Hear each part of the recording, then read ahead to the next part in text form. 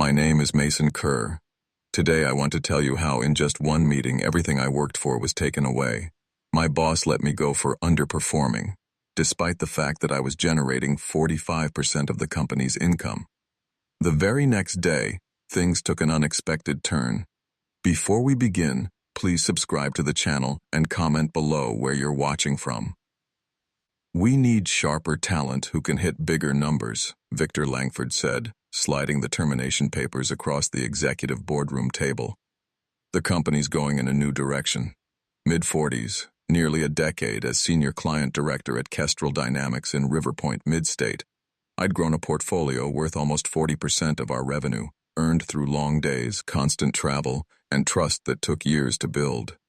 I nodded slightly, thanked him for the opportunity, and left without a word. Victor had joined half a year ago as head of sales strategy, brought in by Chief Executive Officer Charles Denmore to revive the team. He wore tailored suits, tossed out recycled motivational lines, and never once came with me to a client meeting. Within 3 weeks, he rewrote the commission plan, cutting my pay by 20%, despite my numbers staying strong. The warning signs had been stacking up, my desk pushed to a corner during renovations, my name missing from meeting invites, IT working on my computer while I was at lunch. Nothing worth confronting alone. But together, they told the story. I packed my years into a single cardboard box, framed snapshots, a hand-painted ceramic mug from my daughter, and a leather-bound address book I'd always kept separate from the company database. Need help? Valerie from accounting asked, looking unsure. Something like that, I said, keeping it light. In the elevator, Charles Denmore stood beside me, eyes glued to his phone. He had no clue what Victor had just done, or what it would cost him. I drove home in silence, no music, no calls. As I pulled into my driveway, my phone buzzed. Owen Radcliffe, my biggest client. His annual renewal was next week, and he wanted dinner reservations confirmed. He didn't know. No one did. 9 years of relationships built entirely on my word. Victor had just severed the only thread connecting Horizon Equity Partners to millions in revenue. I'd joined back when the firm was still called Plainsview Capital, before the rebrand and the high-rise corporate suite. Charles hired me straight from Arrival, saying, "I need someone this market trusts." For 7 years, he was right. I expanded us from local accounts to national contracts, landed Ridgeway Manufacturing after they ditched our top competitor, and brought in the Harlow Group when no one thought we could. Hannah, my wife, used to joke I was married to my clients. Thursday nights at yet another client dinner while the kids got used to Dad's working. I always said it would pay off, and it did. 3 promotions, 2 office expansions, and 1 recession later, Brexton Partners had grown from $4 million to $30 million, with my accounts making up roughly $12 million of that. The first real crack appeared during a quarterly review a quarter later. "Your new client growth is flat," Victor said, tapping a chart. "I'm focused on expanding existing accounts. Ridgeway just doubled their contract." "The future's new business," he replied. "We need hunters, not farmers." A week later, my assistant Lila Grant was reassigned. Then my travel needed extra approval. My expense reports came back with nitpicking notes. Death by 1,000 cuts. I started hearing about fresh talent interviews. Young MBAs, all swagger, no experience. Victor called them disruptors. Last month he brought in Kayla Mercer, late 20s from a tech startup. Her first week, she sat in on my meeting. G with Owen, no intro, no reason, just learning the ropes. Owen noticed. Later, he texted, "Training your replacement?" I laughed it off, but driving home, a cold weight settled in my stomach. Years in this business had taught me to trust that feeling. I should have trusted it sooner. I set the cardboard box on the kitchen counter and poured a glass of whiskey. The house was empty. Hannah was in Clearhaven for the week, helping her sister with a new baby. Probably for the best. I needed the quiet. I unlocked my personal phone and scrolled through my contacts. Nearly a decade's worth of relationships, over 200 clients, vendors, and industry partners. People who'd signed with Brexton Partners because of me, not because of marketing campaigns or the high-rise corporate suite. The company issued phone in my box held only the official record, emails, meeting invites, travel requests. But the dinner plans, golf rounds, and personal numbers of decision makers, those lived here, in my own device, earned by being the person they wanted to work with. The whiskey burned, but I felt an unsettling calm. No panic over bills, no fear about health insurance, just clarity about what had happened and what would come next. 9 years of 60-hour weeks, missed recitals and ball games, building something I thought was mine, only to learn it wasn't. I opened my laptop, pulled up my contract. The non-compete clause was there, but only applied if I left voluntarily. Being terminated changed the rules. There was nothing stopping me from taking my clients elsewhere. My phone buzzed. Owen Radcliffe. Dinner for Thursday confirmed, ready to discuss his renewal. Owen's account with Ridgeway Manufacturing was worth $1.7 million a year, built over 6 years here and 3 more at my previous firm. And he wasn't alone. The Harlow Group, Brookfield Estates, and Duval Industries represented another $1.5 million, all up for renewal within 30 days. All relationships that ran only through me. I set the glass down and decided, no calls tonight, no angry emails. I'd sleep, wake clear-headed, and make exactly 3 calls. Not to complain, just to inform. I pulled out the framed snapshots from my box, my daughter's school commencement picture, my son's family wedding portrait, the road trip to Glacier Park we nearly canceled for a client emergency. I'd missed too much already. Tomorrow, I'd make different choices. The next morning, I made my calls. Owen, I'm no longer with Brexton Partners as of yesterday. Wanted you to hear it from me. A pause. What happened? Who's taking our account? Victor Langford will likely reach out. Or maybe Kayla Mercer. That's the girl from the meeting. She doesn't know our business. That's all I can tell you. The rest is your decision. Similar talks with Martin Harlow and Simon Duval. Just facts, no pitch. By noon, my phone wouldn't stop buzzing. The industry was small. Word traveled fast. At 2 p.m., Charles Denmore called. Mason, several clients are raising concerns. Call me back immediately. I didn't. Instead, I drove downtown to see Martin Crowley, an employment attorney I'd once helped land financing for his son-in-law's restaurant. He reviewed my paperwork. They can't stop you from working, he said, but they'll try to keep your clients from following you. Be ready for that. By 4 p.m., Horizon Equity Partners' legal team had emailed a reminder about confidentiality. By 5, Victor texted, "Let's discuss your exit package. There might be room for consulting work." Too late. At 5:30, Owen called. "Just got off a call with your CEO and that VP. They said Kayla will take over, offered me a 10% discount. I told them I'd think about it. And then I sent notice terminating our contract, citing the change in relationship management. Harlow and Duval did the same." Mason, where are you? Landing.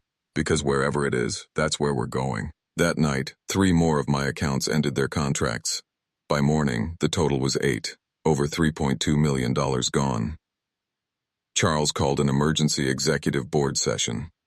Lila Grant, my former assistant, texted me. "Complete chaos here. Victor's blaming you for tampering. CEO's asking how no one saw this coming." Then my phone rang, an unfamiliar number. "Mason Kerr?" "Yes." "Edward Colson, Colson Myers. We've heard you're available, and several mutual contacts speak highly of you. Senior Vice President role, 6-figure signing bonus, full autonomy with your accounts, and a seat on our executive committee. Interested? When would you want me to start? How's tomorrow?" I agreed instantly, not out of desperation, but because it was exactly what I wanted. Respect, autonomy, and acknowledgement of the value I brought. That afternoon, Victor Langford texted again. "Board approved a retention package, 6 months salary plus stock options. Just help us transition your accounts." I didn't reply. They'd had nearly a decade to value what I built. Now they were trying to buy it back after the damage was done. Too little. Far too late. A week into my new role at Colson Myers, Lila Grant called from her personal number. You need to know what happened, she said. It wasn't just Victor wanting his own people. I sat in my new office, larger than the one at Horizon Equity Partners, and listened as 9 years of history rearranged itself into a sharper picture. They've been planning to sell, Lila explained. Horizon got an offer from Horizon Equity Partners' rival 2 months ago, but with a condition. They'd install their own account managers for your big clients, fold them into their portfolio companies. The pieces locked together. Victor hadn't been hired to grow sales. He'd been sent to shift my accounts away from me, turning them into company-controlled assets. My firing isn't about performance. It was about clearing the path for acquisition. How do you know? I asked. I'm still working in the upper floor executive offices. I see the paperwork, hear the calls. Yesterday, they pulled the offer. Horizon Equity Partners won't buy without the client base you built. When we hung up, I sat still. They'd stripped me from my own clients, not because I failed, but because I succeeded too well. The relationships were too strong, too personal, too tied to me. I opened my email, more former clients reaching out. Word was everywhere. Mason Kerr had joined Colson Myers, and clients were following. Horizon's stock had dropped 12% in 5 days. Then a text from Charles Denmore. Can we meet? Just us? No lawyers? I didn't answer right away. A heavy stone sat in my chest. This wasn't just termination. It was a calculated sacrifice in a corporate chess match. I called Owen Radcliffe. Did Horizon try to introduce you to anyone from Horizon Equity's network lately? A pause. How did you know? They brought in a guy, Damon Price, during our quarterly review. Called himself a strategic advisor. Asked a lot about our future plans. Confirmation. They'd been parading acquisition reps in front of my accounts while I was still there, still trusting them. More calls told the same story. At least 6 of my top clients had been quietly approached by Horizon Equity representatives posing as consultants. I finally texted Charles back. No meeting necessary. I understand the Horizon Equity situation completely. His reply came fast. It was a business decision, Mason, nothing personal. But it was personal. 9 years of knowing clients' kids' names, their anniversaries, their vacation plans, reduced to an obstacle in a transaction. I closed my laptop and looked out at River Point skyline from my new office. The view was sharper here. Colson Myers had already signed 11 of my former accounts, nearly $5 million in annual revenue, and more were calling. Not because I was poaching, but because in this business, trust followed people, not logos. Horizon hadn't just lost a salesperson. They'd lost the foundation of their growth, and they didn't even realize it yet. 3 weeks after joining, I got an invitation to speak at the Heartland Business Leadership Summit. Topic: Building client loyalty in a transactional market. The irony wasn't lost on me. I accepted, not for ego, but because I knew who'd be in that audience: industry leaders, potential clients, and Horizon's senior team. Charles never missed this event. Neither did the board. Meanwhile, Colson Myers gave me what Horizon never had: 2 dedicated analysts, marketing resources, and most importantly, an equity stake. Every client I brought in built something I truly owned. I spent the next month preparing, not with flashy slides or canned stories, but with hard numbers. My team pulled performance data for every client who'd followed me. The results spoke for themselves. Service response time down 53%, implementation costs cut by 30%, satisfaction scores up 22 points. It wasn't just about me. It was proof of what happened when companies valued relationships over transactions. The morning of the Heartland Business Leadership Summit, I reviewed my notes one last time. No drama, no names, just data, outcomes, and a message I knew would land like a hammer without ever raising my voice.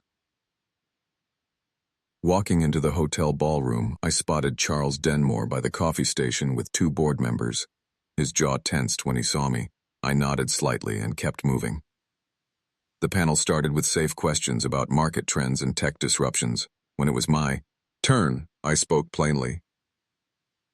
In a world where so much is automated, Personal accountability is now the rarest commodity, I said. Companies often believe client relationships belong to the brand. They don't. They're agreements between people, trust that must be reinforced constantly. I shared my case studies, clients who'd moved to a new firm and immediately saw better results without once naming Horizon Equity Partners. This isn't about retention bonuses or contract clauses, I concluded. It's about understanding that when you treat relationship managers as interchangeable, clients will prove you wrong. During QA, a young analyst stood up. Isn't your own move from Horizon to Coulson Myers, along with several major clients, exactly the risk companies worry about when granting too much autonomy? The room went still. I could feel Charles's eyes on me. That's fair, I said. But here's the alternative. Horizon didn't lose those accounts because I took them. They lost them because they stopped delivering what those clients valued. No one followed me out of blind loyalty. They followed the service approach my former employer decided to abandon. Every company can change direction. Every client can decide if that direction works for them. The market is efficient that way. Afterward, 3 more former Horizon clients found me. By day's end, Coulson Myers had 5 new letters of intent, $2.7 million in annual revenue. That evening, I checked the business news. Horizon had announced a restructuring. Victor Langford was pursuing other opportunities. The Horizon Equity acquisition was dead. Their stock had fallen another 8%. I closed my laptop. No rush of victory, just the steady resolve that comes from being proven right by the market. 6 months after my termination, I stood in Coulson Myers' largest conference room. Quarterly results on the screen. $8.4 million. New business, 70% from former Horizon clients. Edward Coulson raised a glass. Best acquisition we've ever made, and we didn't even buy a company to get it. Muted chuckles rippled through the room. I nodded slightly but didn't laugh. This wasn't about celebration. It was validation. My phone buzzed. News alert. Horizon announces CEO transition. Charles Denmore steps down amid revenue decline. I slipped the phone away. Some victories need no audience. Later, an email arrived from Kayla Mercer, the one Victor tried to slot into my place.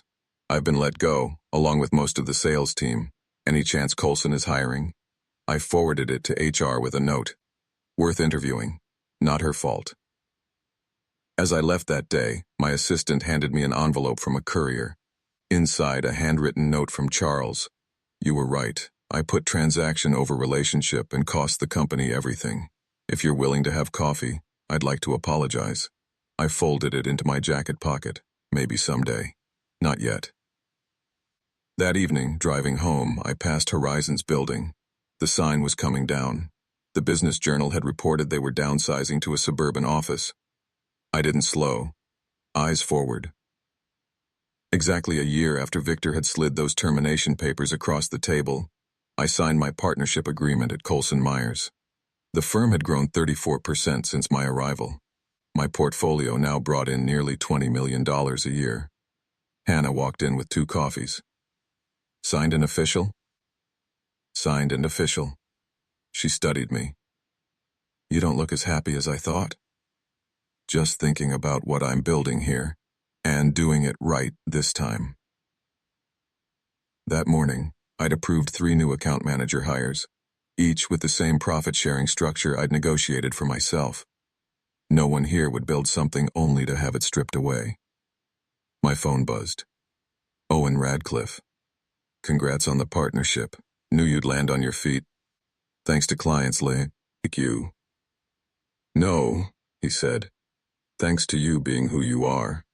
We just followed the value. I picked up the framed handwritten quote Hannah gave me last Christmas. The best revenge is massive success. I set it back down, face first. That chapter was closed. Before shutting down my computer, I booked lunch with Charles, not to gloat, but because sometimes the final step in moving forward is letting go of the weight behind you. Then I grabbed my keys and walked out to meet Hannah. We had tickets to our son's band performance, something I never would have made time for before. Some losses clear the path for better victories. Some fires burn away what needs to go. I'd never been more certain of that than I was tonight.